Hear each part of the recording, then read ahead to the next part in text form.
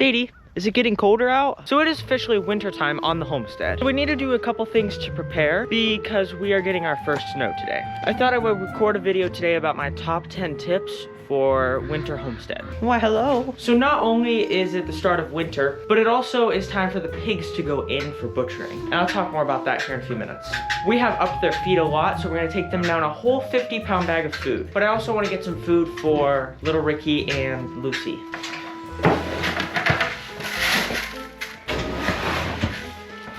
Not too much, just a little bit of food. Hold it by this. So the first tip I want to talk about with preparing for wintertime on the homestead is about water. So you look around, the ducks are enjoying being in this little stream here, and it's honestly just very, very wet in the pasture right now. But over the next week, the temperatures are gonna drop a lot. Hi, Sadie. So all of this is going to turn into ice. Oh, don't worry, I'm gonna get your food in a minute. Hey buddy, you want a little grain to quiet down? Yeah, I can quiet you down with a little grain. Oh, okay, so this is why this bucket is destroyed. There's an egg right there. That's interesting. How long it's been there? Hey Lucy, you want an egg? Yummy. I think she liked it. Does Lucy need water? I was under the impression she does. Yep.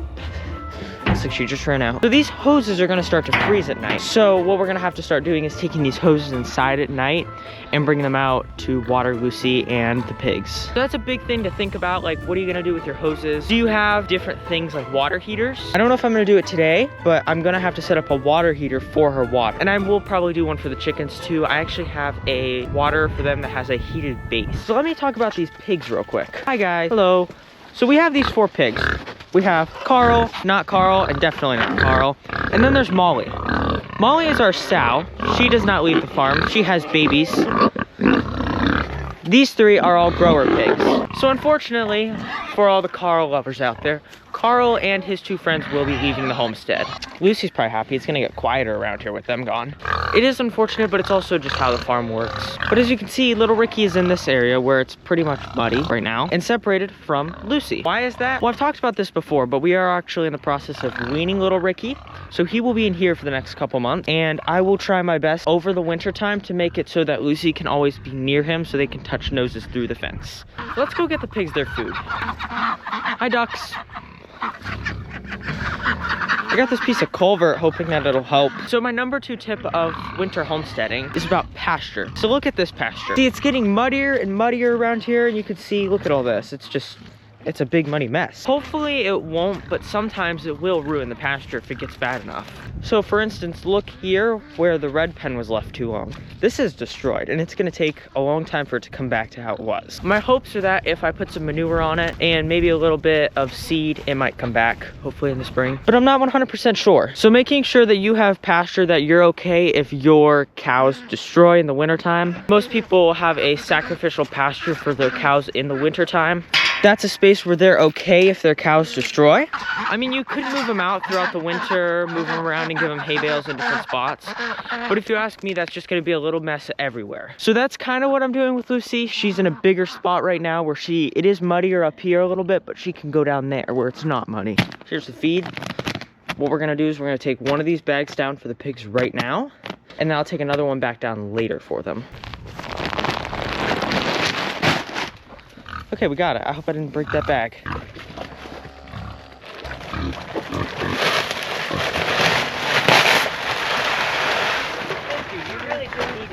Thank you for ripping the bag. I don't know if it got that on video, but they took a nice big bite out of this bag. I already spit it out. This would be a nice way to segue into our 3rd thing about winter homesteading, and that's about food. So you're looking around at all the different animals we have. We have pigs and cows and Sadie and chickens and ducks and goats and more pigs.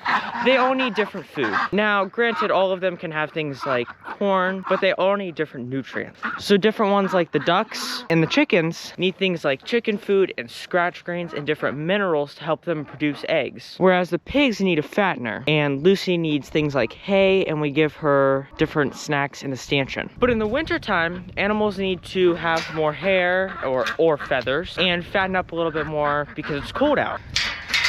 I'm trying to do this one-handed.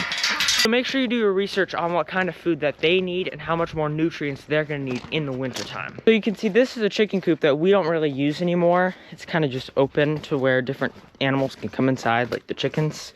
But it leaks and we really just need to tear it down. Oh wow, there's eggs in here. I wonder how long those have been in here. Wow. Actually, they still have the bloom on them, so they might just have been here for a day or so. I'll have to grab those later. But our first year homesteading, our chickens were in here and they weren't super warm. There would be drafts coming in and I would go in the mornings and it'd be so cold that the eggs would have shattered. Now we use our big chicken coop that has lots of room and different things that help keep it insulated at night. Now if these chickens would just go in it at night instead of sleeping out in the pasture. I've tried so hard, I don't even think that there's a way to fix these chickens. They just will not go in that chicken coop. Even just the cows and the pigs. So cows, they can do pretty well if they have hay and a small place to go if it's really, really snowing or really, really windy. But for the most part, these two are really, really okay. They're a breed that is okay during the winter time. Same with our pigs. They do really, really well in the winter time. But some pigs may need more shelter than others. Another thing to remember wintertime on the homestead, depending on where you live, there might be a lot of snow and it gets really, really cold and it ices over with everything. So things like lots of snow shovels and different things like that can really help in the wintertime, especially if you're rushing around to get stuff done in the mornings. I know I've been there before. And everything's iced over and you try and yank open the doors. Kind of what happened to this door, tried to pull on it in the wintertime and it snapped the board because it was frozen. So having a plan and having the tools needed for things like that could have made it so that that door didn't break. Another thing to remember is salt. Not the salt you put on your food, but the salt that we use to ice our driveways and things like that in the wintertime. That is poisonous to all animals. So for us, we don't use any salt, which can make it a little rough around here during the wintertime. But when we have things like the chickens that are out most of the time and the ducks are out and sometimes Sadie's out, we can't chance that because if they ingest any of it, it can kill them. Another thing I did slightly touch on earlier, but knowing your breed of animals and knowing how they do in the wintertime. So doing your research to see if your breeds excel in the wintertime or if they have a harder time in the wintertime. So for instance, Sadie here, she has this long coat of hair that keeps her nice and insulated in the summer and in the wintertime. So she does really, really good in the wintertime. Same for Lucy and Ricky. They do very, very well in the wintertime and they stay very, very well insulated. Hi, are you just gonna follow me around now? Wow, it is a muddy mess right here. So for our pigs, we have two different breeds of pigs here. We have our Durocs and then we have our Mangalitsa. We have two of each. It's pretty easy to tell which ones are which. The Mangalitsas are a breed from Hungary. So this Hungarian pig, they do very, very well in the wintertime. They've been bred to withstand very, very cold temperatures. So I've seen it before where it's -5 degrees here and where Molly is perfectly fine in the wintertime. But the Durocs don't do as well in the wintertime, but they still do pretty well. With all this hay though, they do really, really well. So that's where knowing your breed can really play a part, knowing what you need to do for the wintertime. That brings us into another thing, bedding. So for example, this hay bale supports these pigs in the wintertime. So they never want to have their bedding all messed up. I think it's funny. They have all this over here. It's got nice hay and everything. And then they have this. It's a little bit more muddy. And then they have that. That's just straight mud there. It's all separate. And as for Lucy, she eats from that hay bale right there. And most of the time she'll lay down near the hay bale and that's where she will sleep. So she will also use that for bedding.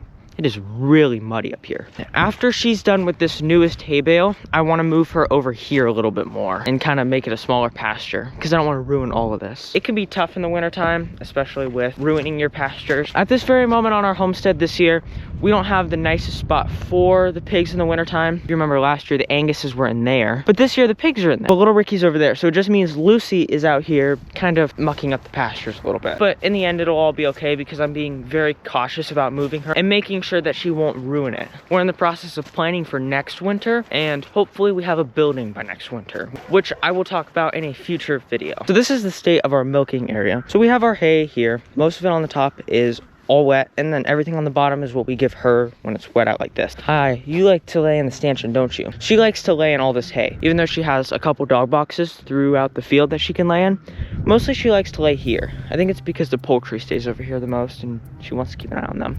I got some content this morning when we milked and it was really, really cold. We have to milk Lucy out now that little Ricky is not there. With us not milking her out totally, she can get mastitis. So we try and be really, really careful and make sure that we get her totally milked out. But with only us milking her out, we do see her milk drop a little bit more now that little Ricky's not drinking it. When we started, we were probably getting about maybe 2.5 gallons. This morning we got 2 gallons. So it'll slowly dwindle down to about maybe a half a gallon a day. That's what we're hoping for, because it's a lot of milk right now. These guys also do really well in the wintertime. You're laying on this. Another thing is heating for your animal. So for instance, we only have one heater on this whole farm, and it's this one. This one mainly supports my mom's mini pigs. Hi guys.